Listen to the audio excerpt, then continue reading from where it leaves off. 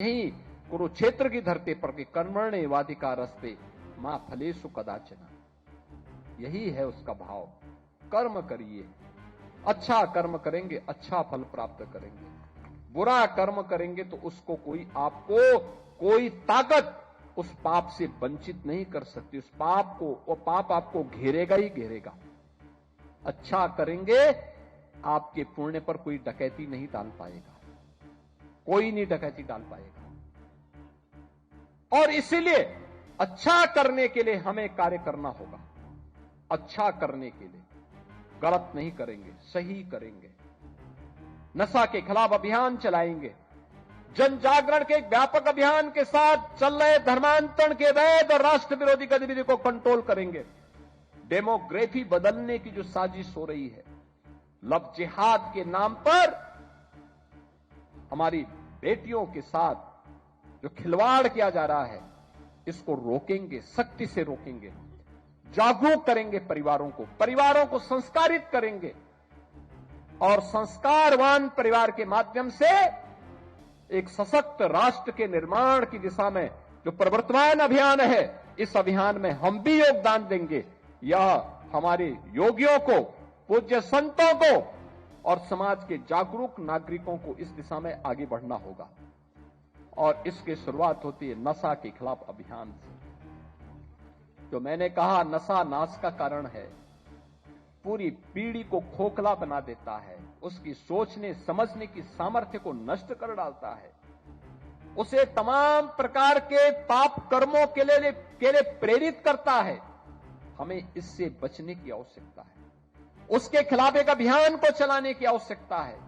और इस अभियान को अगर हम एक साथ मिलकर के चलाते हैं, सीमा पार से आने वाला जो ड्रग है, जो नशा है, वह देश के दुश्मनों की साजिश का परिणाम है।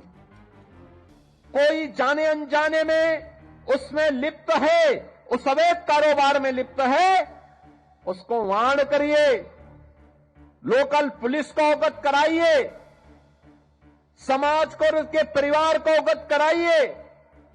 इस पाप की भरपाई तुम जीवन भर नहीं कर पाओगे। जो एक कृत्य कर रहे हो, इसके बारे में बताइए उनको, और नहीं मानता है तो समाज संगठित होकर के इसके विरोध में खड़े हो जाए। सामूहिक रूप से खड़े होना चाहिए। बहनों और भाइयों, एक योगी के लिए, एक सन्यासी के लिए, एक संत के लिए धर्म और राष्ट्र से बढ़कर के कुछ नहीं हो सकता।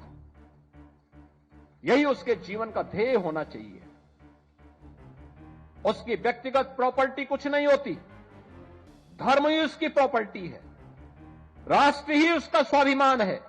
अगर कोई राष्ट्रीय स्वाभिमान को चुनौती देता है तो हमें खुल करके उसके सामने आकर के खड़ा हो जाना चाहिए, उसकी चुनौती का मुकाबला करने के लिए खड़ा होना चाहिए। कोई धर्म के खिलाफ आचरण करता है, क्योंकि ऐसे तमाम कालनेमी होंगे जो धर्म की आड़ में सनातन धर्म को कमजोर करने की साजिश रच रहे होंगे।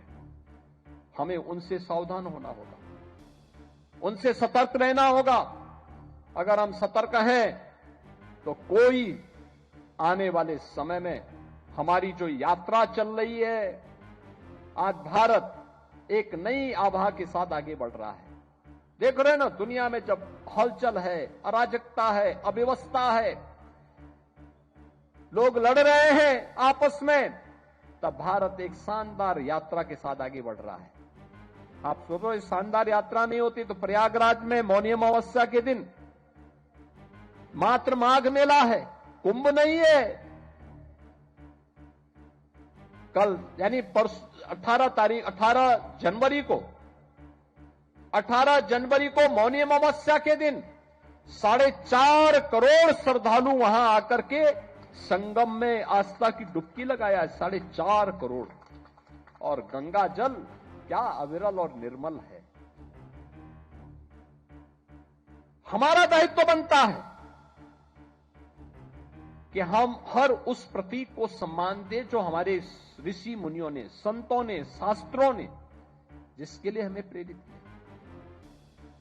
किसी को क्या अधिकार मिल सकता कि हमारी देवतुल्य नदियों को प्रदूषित करे, उनकी अविरलता को दूषित करे, बाधित करे,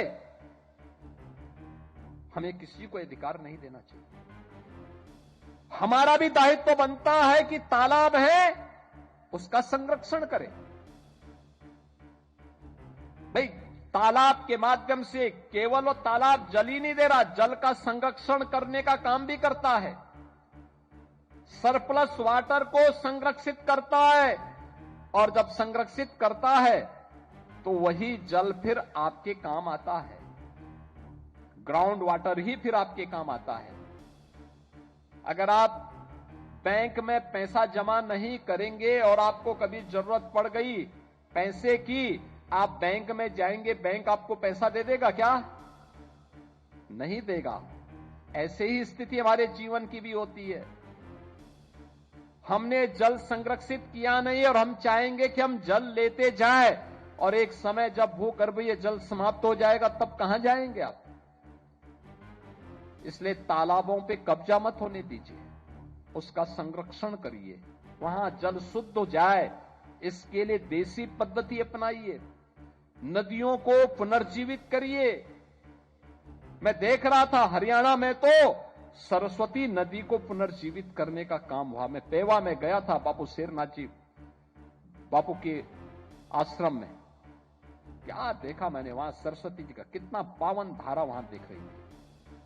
कभी ये सरस्वती महानदी थी, जैसे गंगा जी है, जैसे यमुना जी है, ऐसी ये धारा बहती थी यहां से लेकर के खंबात की खाड़ी तक,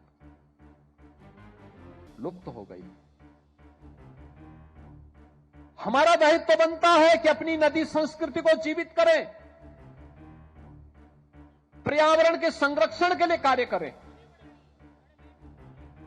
ये प्लास्टिक दुश्मन है, दुश्मन पर्यावरण का, इसके खिलाफ अभियान चलना चाहिए। हमें एक अभियान चलाना चाहिए। जीवन शॉर्टकट का मार्ग नहीं हो सकता, चुनौती का मार्ग होता है। राम की मर्यादा संघर्षों से है, कृष्ण की लीला संघर्षों से है, शिव की चेतना संघर्षों से है, और प्रयागराज की समरसता भी ये संघर्षों से है। तब संघर्षों से मां गंगा 1000 किलोमीटर की यात्रा जब तय करती है तब प्रयागराज में आती है। याद करिए, पत्थरों की थपेड़ों को झेलते हुए, उनका मुकाबला करते हुए, अनेक पगडंडियों का सामना करते हुए प्रयागराज पहुंचती है मां गंगा, प्रयागराज पहुंचती है मां यमुना, प्रयागराज पहुंचती है।